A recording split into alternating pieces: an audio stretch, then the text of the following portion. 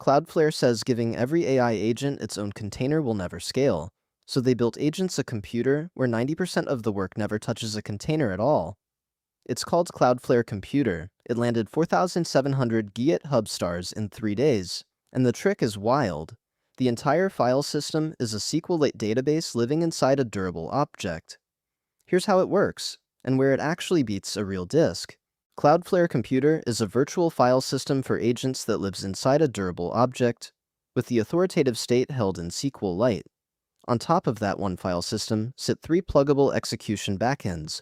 Your agent can run real bash commands in a lightweight V8 isolate, execute JavaScript modules in a fresh dynamic worker, or, when it genuinely needs real Linux binaries and network access, project the exact same files into a full container as a fuse mount. 1 workspace, 3 runtimes, 0 copying between them. It's MIT licensed, written in TypeScript, and shipped as a preview during Cloudflare's Agents Week. And later, I'll show you the benchmark where this database-backed file system actually outruns ext4 on real disk. The repo sits in Cloudflare's Git Hub organization, 573 public repositories, and the team behind Workerd, Pingora, and last week's Cloudflare OS release. The announcement post comes from Matt Carey and Aaron Carroll, and it frames Computer as the payoff of a 10-year bet on V8, isolates, and 6 years of durable objects. Fair warning up front. This is a preview. The APIs are unstable, the docs describe intent rather than the current code, and the team accepts bug reports and design proposals, but no unsolicited pull requests. This is research infrastructure going public early, on purpose, for feedback. The whole design flows from one argument. If agents become as common as Cloudflare expects, hundreds of millions running concurrently, then handing each one a dedicated container is a dead end.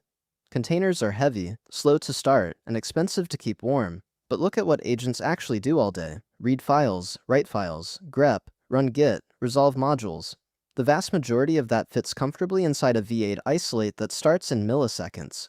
So the architecture inverts the default. The file system is the permanent thing, the compute is disposable, and the heavyweight container becomes the rare exception instead of the starting point. The announcement post is worth reading in full because it doubles as a design document. Version 1 of the idea is simple to state.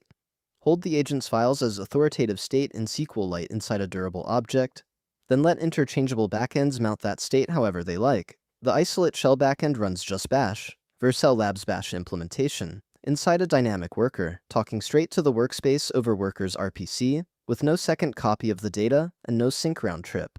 The JavaScript backend evaluates a real ECMAScript module with a workspace-backed node file system, API, durable imports, and built-in Git and artifacts modules. And when a task needs real binaries, compilers, pandoc, a headless browser, the container backend projects the same SQLite state into a sandbox as a fuse mount, with the computer daemon syncing every change back over CapinWeb RPC. 3 very different runtimes, one source of truth. The mono repo splits into clean pieces. DOFS is the durable object file system, the SQLite-backed virtual file system and its sync protocol.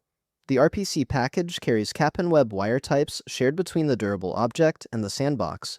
Computed is the daemon that runs inside a container, mounts the workspace as a real fuse file system, and streams changes back, and the top-level computer package ties it all together for your own durable objects.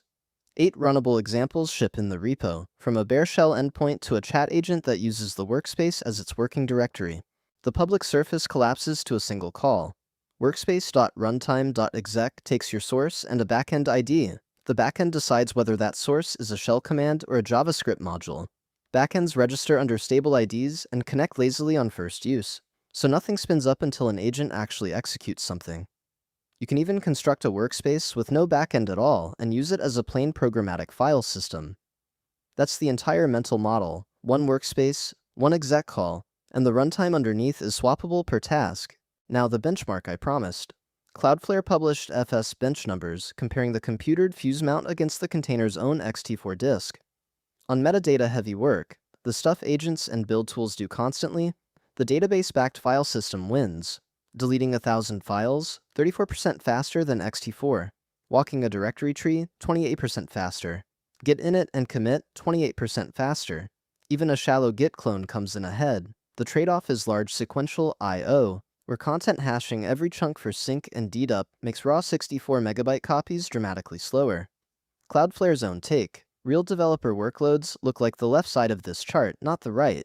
Behind the engineering, there's a simple observation about the current agent landscape. The coding agents people actually rave about, the ones that ship real work, all share one property. They operate on a persistent machine with real files, real tools, and real state that survives between tasks. Chat-only agents forget everything and fake the rest. Cloudflare's announcement distills it into one line, and it's the best summary of where agent infrastructure is heading this year. Getting hands-on takes minutes. Install the package from npm, or clone the repo and open the examples directory. The worker shell example gives you a write, read, and exec HTTP surface with the shell running in a dynamic worker, no container anywhere. The tutorial example is the best tour.